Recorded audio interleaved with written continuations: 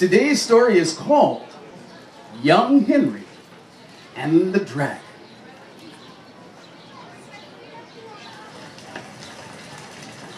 You see that? You can applaud. Okay. When you get to be my age, you don't have to worry about this for a long, long time. But believe you me, when the time comes, you're gonna love these.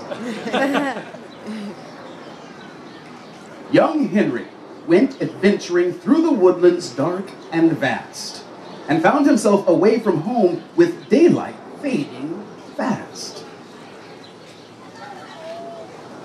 He had no heat to warm his toes, no flame to boil his tea. He had no way to cook his famous turnip fricassee.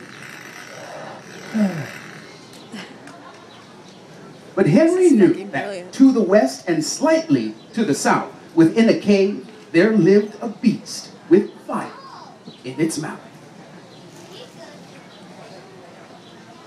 So off he went on twisted trails that ended in a glen, and there beside a rocky hill he found the dragon's den. Ooh. Wait, did you see the dragon down there in the corner? See him in the corner down there? Yeah? Young Henry shouted, "Dragon, can you help a traveling squire? I ask for just a single flame to light a warming fire."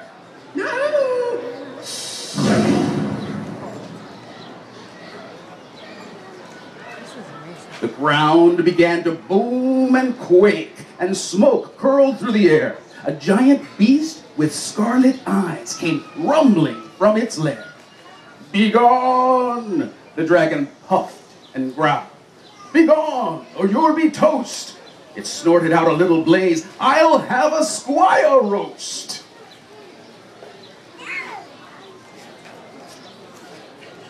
Young Henry saw the dragon snort and formed a brilliant plan. If he could make the dragon laugh, he might just snort again. So Henry wiggle-wagged his tongue and gave his ears a jerk. The dragon cocked its scaly head and didn't even smirk.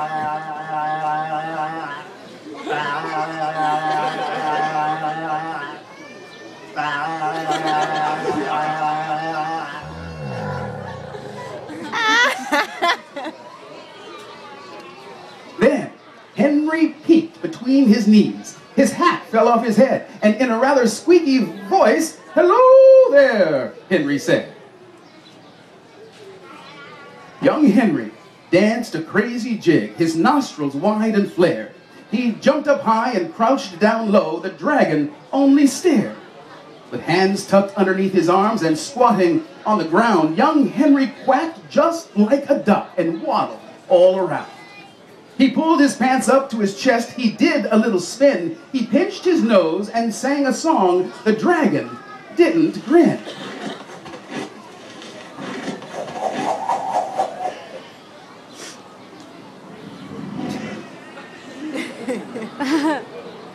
Then Henry tried his favorite joke. He giggled when he said it. "What do you get when you cross a dragon with a wild pig?" "Smokey the Boar." The dragon didn't get it. "Forget it," Henry said. "That's it. I'm done," he yelled. "I'm through. If you don't think that's funny, well, there's nothing I can do."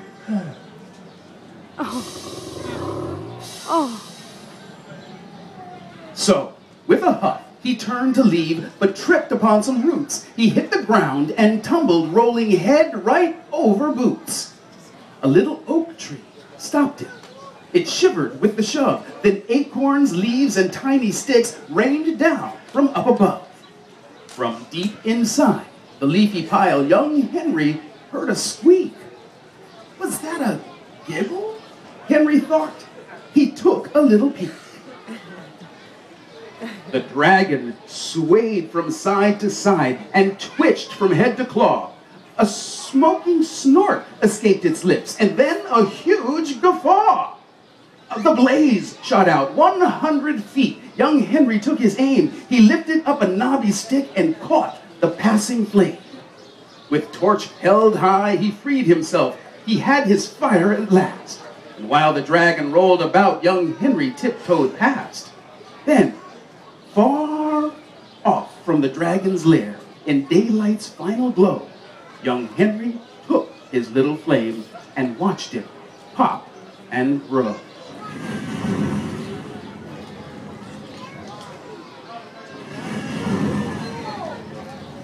I like that one.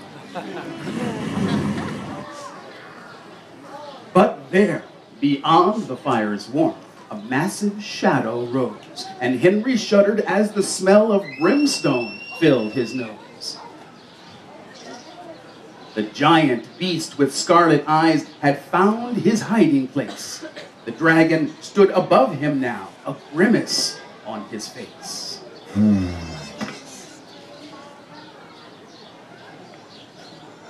But wait, that grimace was a grin. It clapped its claws together. I haven't laughed in 50 years. I'm feeling so much better. They sat beneath the darkened sky. And as the moon rose higher, young Henry shared his fricassee, while Dragon stoked the fire.